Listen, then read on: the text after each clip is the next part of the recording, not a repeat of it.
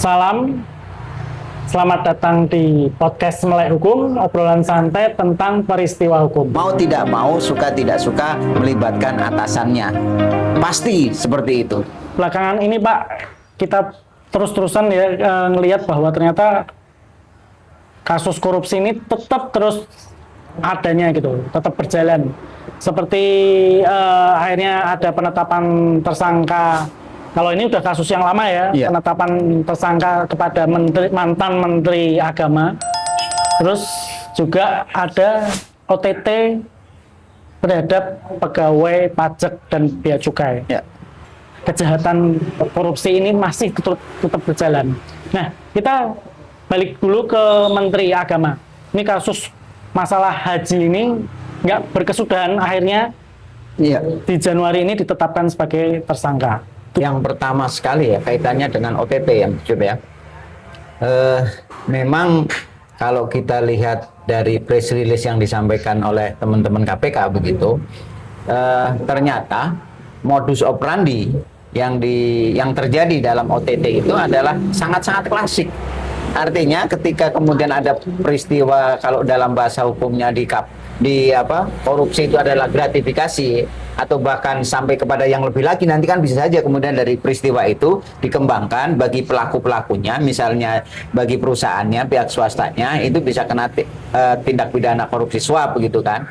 Tapi bagi penerimanya, dalam hal ini para pegawai-pegawai yang kena OTT ini, ya gratifikasi yang dengan modus operandi semacam itu sudah sangat klasik sekali. Artinya apa? Artinya sesungguhnya ketika teman-teman penyidik ya atau penyelidik atau dari KPK ini yang lebih khusus ke menangani perkara korupsi, itu sudah dengan modus sedemikian rupa yang klasik ini, ketika terjadi sebuah proses misalnya proses gratifikasi yang dilakukan oleh anak buahnya, ini mau tidak mau harus dengan sepengetahuan atasan, apalagi di instansi-instansi tertentu. Kalau kemudian kita lihat ke belakang, misalnya banyak sekali kasus-kasus korupsi yang berkaitan dengan gratifikasi, suap, itu rata-rata seperti itu. Yang pertama kali kena adalah anak buah yang paling bawah, kemudian yang karena apa? Karena bisa saja mereka kemudian tidak, kalau dalam birokrasi ini tidak bisa kemudian ada stelsel putus begitu kan. Kalau swasta bisa sangat mungkin seperti itu, tapi kalau dalam konteks gratifikasi yang diterima oleh birokrasi ini biasanya bermula atau yang pertama kali disadap ataupun diselidiki oleh KPK adalah bawahan-bawahan yang kemudian mau tidak mau, suka tidak suka melibatkan atasannya. Pasti seperti itu. Bahwa kemudian prosesnya atasannya itu karena OTT begitu kan, tertangkap tangan kan, tertangkap tangan sendiri kan pengertiannya setelah atau pada saat melakukan kejadian. Nah, itu persoalan yang lain, bahwa kemudian misalnya atasannya tidak kena. Nah, ini sama halnya kalau kemudian kita bicara kepada proses sedemikian rupa begitu kaitannya dengan tertangkapnya, dinyatakan ditersangkakannya mantan Menteri Agama. Karena apa? Karena prosesnya kan dalam hal penambahan kuota yang sedemikian rupa dalam penyelenggaraan haji tahun 2024 begitu kan, di mana di situ sejak kalau tidak salah pertengahan tahun 2025 itu KPK sudah menyatakan penyidikan dan sudah menetapkan beberapa tersangka dari anak buahnya dari kementerian. Sudah ada beberapa tersangka dari kementerian ya kan, sebelum menyatakan kepada mantan menterinya sendiri. Nah, kemarin kemudian ternyata seolah menjadi hadiah tahun baru begitu bagi penegakan hukum. Ternyata KPK ada keberanian setelah ya sekian lama mantan menteri ini diperiksa ya, setelah diperiksa karena di Agustus 2025 itu pernah mantan Menteri Agama pada saat itu sudah mantan ya, di Agustus 2025 ini juga dilakukan pemeriksaan oleh KPK. Sudah dilakukan pemeriksaan, tapi kemudian tidak ada statusnya apakah sebagai tersangka atau tidak. Nah, baru kemarin itu ada tersangka. Artinya apa? Ketika kita bicara dari modus ya, apapun itu, ketika dalam sebuah mekanisme birokrasi, kaitannya dengan gratifikasi ini, pasti dengan sepengetahuan atasannya.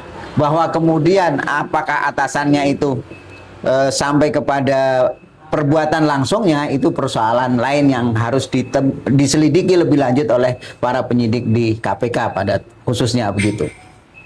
Ya, penetapan tersangka itu terhadap menteri maupun staf susnya ya, Ya. kalau nggak salah. Nah, kalau Pak Budi tadi menyampaikan bahwa ini ada keterlibatan sebagai kepalanya atau atasannya, ini bahkan kayak kasus OTT pajak yang kita kaitkan dengan kasus OTT pajak ini kan bahkan ada obrolan katanya antara Jaksa Agung dengan Iya. Menteri Ekonomi bahwa ini gimana nih kalau kita bisa meriksa, emang kenapa ya periksa aja kan, seperti itu katanya. Iya. Menteri Ekonomi kan gitu. Menteri Keuangan. Menteri Keuangan Pengganti ya, maaf. Sri Mulyani, Pak Betul. Purbaya Nah, begitu. katanya kan kalau dulu ada perlindungan, entah siapa karena tidak dikomunikasikan siapa yang melindungi kan, seperti itu.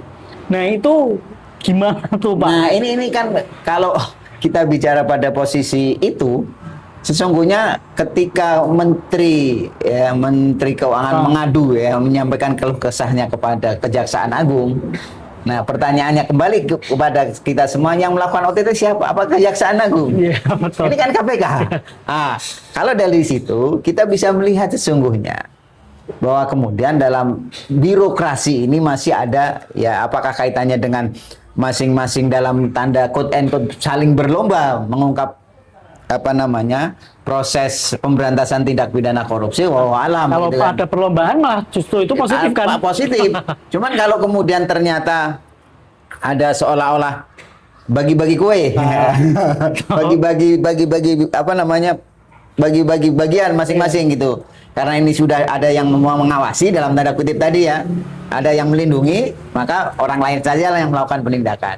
Alam kita semuanya itu masih serba misteri. Tapi sungguhnya ketika dengan segala kewenangannya begitu, KPK kan punya misalnya penyadapan dengan yang ketentuan yang sangat rigid. Ketika terjadi hal-hal semacam itu, ya, apalagi di perpajakan, bea cukai, kemudian instansi-instansi aparat penegakan hukum, hal-hal sedemikian rupa itu sangat mafhum bahwa ketika terjadi sebuah proses gratifikasi ini dalam bentuk apapun itu pasti dengan sepengetahuan atasan. Bahwa kemudian atasan terlibat langsung atau tidak, ya itu persoalan lain yang harus diselidiki. Makanya ketika ditersangkakannya Yakut ya, mantan menteri agama kemarin itu, maka kemudian ada selentingan di luaran begitu, sebagian besar masyarakat menyatakan ada aliran dana ke Jokowi begitu kan. Nah itu kan persoalan lain, bahwa kemudian misalnya faktanya misalkan bahwa persoalan kuota haji itu berawal dari pertemuan Jokowi pada saat itu sebagai presiden menemui Kementerian Arab Saudi untuk meminta tambahan kuota, itu persoalan yang lain. Ya, satu itu. Tetapi kemudian kalau memang di dalam faktanya nanti bahwa ada perbuatan langsung berkaitan dengan pengaturan kuota tersebut yang ditersangkakan kepada Menteri Yakut, ada perbuatan lain yang dilakukan oleh Presiden pada saat itu, maka bukan tidak mungkin dilakukan pemeriksaan terhadap beliau. Cuman persoalannya kemarin KPK sudah mendeklar gitu dalam sebuah statementnya oleh humasnya begitu kan, menyatakan tidak akan memeriksa Jokowi gitu kan dalam kaitannya kuota haji. Karena apa? Karena ternyata katanya tidak ada perbuatan langsung. Artinya bahwa kuota itu memang awalnya dari perintah presiden, tetapi belum ada, ya bahasanya tidak ada perbuatan. Padahal kalau kemudian ketika misalnya kita belajar pada kasus-kasus yang lain begitu, misalnya Chromebook yang kemarin ya, Nadiem juga mengatakan ada perintah langsung. Nah, bentuknya apa? Biarkan nanti akan terungkap di persidangan. Nah sesungguhnya dengan kondisi ini, ketika berbicara atasan langsung tadi, maka kemudian yang harus kita pelajari atau dalam hal nanti pembuktiannya, berawal kan kalau sekarang pembuktiannya dengan KUHP yang baru ini sangat menarik lagi. Pembuktian itu sudah bisa diawali sejak proses penyidikan. Jadi dari misalnya keterangan saksi, kalau keterangan saksi di dalam KUHP yang baru yang lama itu kan hanya pada saat yang diberikan di persidangan. BAP hanya sebagai panduan. Tetapi kalau di dalam KUHP yang baru ini, keterangan saksi adalah keterangan yang diberikan oleh saksi tersebut sejak dalam seluruh proses pemeriksaan.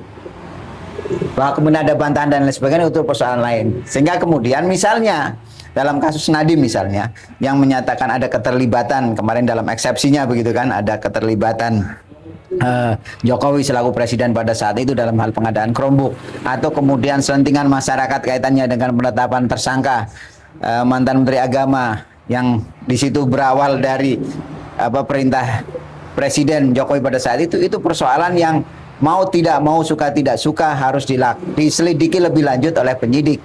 Jangan kemudian penyidik justru menutup pintu kaitannya dengan itu. Karena sekarang kan sudah sangat terbuka sekali begitu.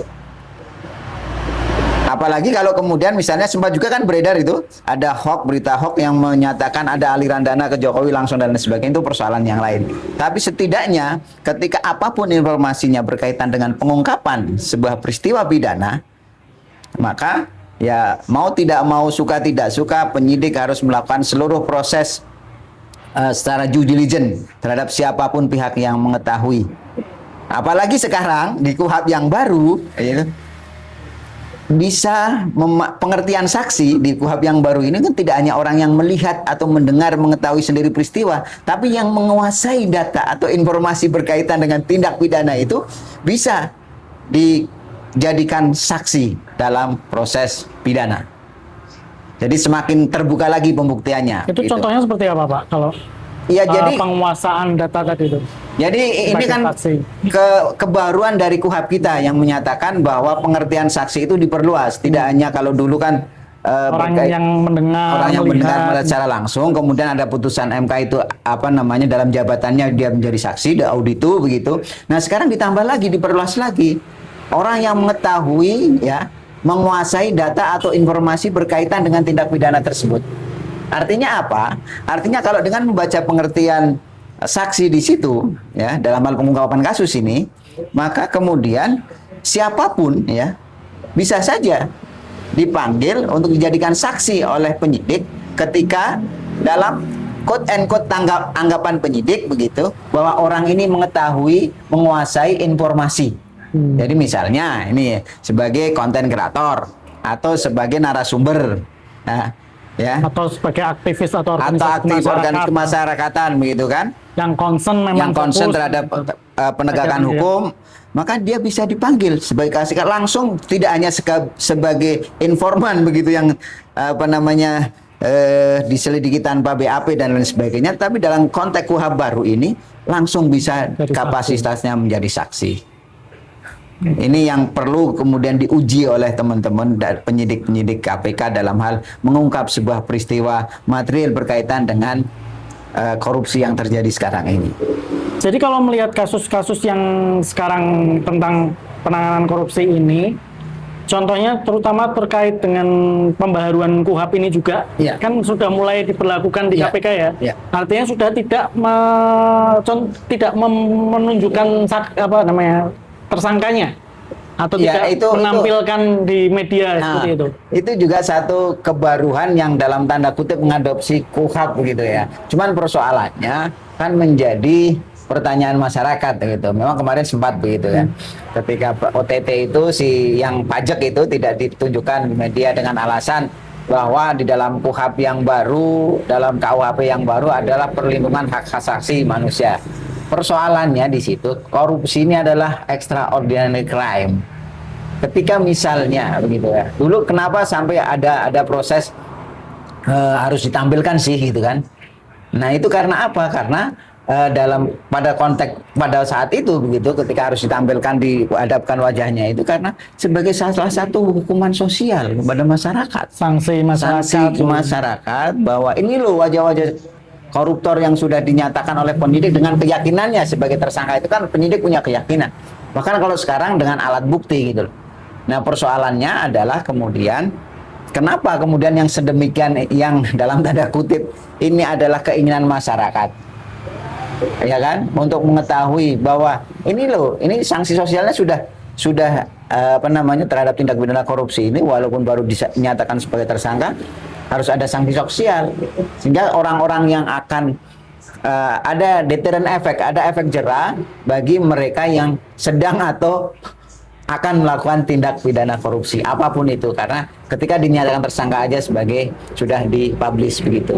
Sebenarnya itu awalnya begitu. Artinya kan nanti akan dijustifikasi bahwa Iya. dia ini mantan nih, akhirnya melekatkan. Melekat. Kalau sekarang malah kita jadi susah ya, nggak ngerti siapa-siapa. Ya, makanya itu jangan sampai kemudian ketika misalnya orang-orang yang kejahatan-kejahatan biasa begitu, misalnya pencurian, curanmor dan lain sebagainya dipublish, orang-orang yang dipublish begitu, tapi ketika korupsi Kejahatan yang tidak besar. dipublish, walaupun dengan asumsi ini perlindungan terhadap hak asasi si tersangka, tapi sesungguhnya ketika pemahaman ya bahwa korupsi itu adalah extraordinary crime, kejahatan yang sangat luar biasa, termasuk bahkan di situ juga kejahatan kemanusiaan, maka sesungguhnya dengan mempublish wajah tersangka ini adalah satu deterrent effect, efek jera bagi orang yang akan melakukan atau sedang melakukan tindakan korupsi sehingga dia menghentikan perbuatannya. Atau mereka yang akan punya niatan Ya. untuk melakukan seperti itu. Artinya untuk pasal ini mungkin perlu pembahasan khusus ya Pak. Artinya perlu koreksi atau mungkin Di KUHAP nggak ada ketentuan itu. Di KUHAP sendiri kalau mempublish ini nggak ada. Cuman kan itu tadi. batasan-batasan mungkin. Sesungguhnya kalau kita mengambil secara diametral di dalam KUHAP itu, ketika penyidik itu sudah menyatakan dengan, kalau sekarang kan dengan 2 alat bukti ya, bukan yang cukup lagi, dengan 2 alat bukti penyidik bisa menetapkan penetapan tersangka, ya kan? Nah kemudian dengan keyakinan itu, maka ketika sudah ditetapkan jadi tersangka, maka hak-haknya ditetapkan, karena penetapan tersangka termasuk juga di dalam KUHAP baru adalah upaya paksa, begitu. Jadi tidak hanya penahanan saja, tapi penetapan tersangka termasuknya adalah upaya paksa. Nah, ketika itu kita berbicara demikian dalam konteks korupsi sebagai extraordinary crime, ya, maka sesungguhnya dengan mempublish ya wajah-wajah, mempublish tersangka ini secara umum, ya, maka di situ sesungguhnya sudah menjadi deterrent efek jera bagi orang-orang yang itu. Nah, persoalannya kan kemudian seluruhnya ini menjadi kewenangan penyidik, gitu kan. Jadi itu deh. Kalau bisa bicara ini kewenangan penyidik untuk mempublish atau tidak, karena di normanya tidak ada, nomenklatur di KUHAP nggak ada yang harus mempublish itu. Bahwa kemudian prosesnya harus transparan, ya, itu ada jelas disebutkan. Cuman persoalannya di situ adalah kewenangan seluruhnya pada penyidik, sehingga kemudian tergantung pada pemahaman penyidik. Apakah apakah pemahaman penyidik itu sampai pada itu bahwa proses mempublish ini termasuk sebagai efek deterrent tadi, efek jera tadi. Kalau tidak sampai di situ ya pro forma saja, karena tidak diatur di KUHAP maka tidak ada, ya sudah selesai, tidak usah dipublish itu. Kaitannya dengan tadi masalah penetapan tersangka Menteri Agama, mantan Menteri Agama maupun OTT di perpajakan maupun bea cukai tadi. Sebelum ditutup Pak, karena ini waktunya juga sudah panjang, ada mungkin yang mau disampaikan? Iya, kita patut berbangga ya. Harus kita akui bahwa kemudian ketika OTT pegawai pajak menetapkan mantan Menteri Agama sebagai tersangka kasus kuota haji ini, kita patut acungi jempol kinerja di awal tahun ya. Di awal tahun 2026 ini KPK menunjukkan taringnya sedikit ya, mungkin sudah tersenyum lagi bisa seperti itu. Jadi menunjukkan taringnya untuk pemberantasan tindak pidana korupsi. Ke depan kita berharap setidak-tidaknya dalam 3 bulan sekali lah ada OTT yang memang sesungguhnya bank datanya sudah ada semua begitu. Bank data perkara-perkara itu KPK punya. Karena apa? Karena kan ada Dumas gitu, pengaduan masyarakat, mereka punya tinggal melaikan statusnya kan. Di samping laporan-laporan dari masyarakat yang terkini kan begitu. Nah, penyelesaian perkara di KPK itu kalau Mas Yusuf lihat di webnya KPK itu sendiri kan ada. Jadi perkara yang masuk di tahun ini berapa, penyelesaian tingkatnya apa. Nah, itu tinggal di-up-kan lagi gitu. Sehingga kemudian kita berharap OTT ini adalah OTT dan penetapan tersangka itu adalah KPK kembali menunjukkan taringnya ke depan di tahun 2026 dalam rangka penegakan dan pemberantasan tindak pidana korupsi. Baik, mungkin ini yang bisa kita sampaikan pada podcast kali ini. Sekian dari kami. Terima kasih pada penonton setiap podcast Melek Hukum. Salam. Terima kasih.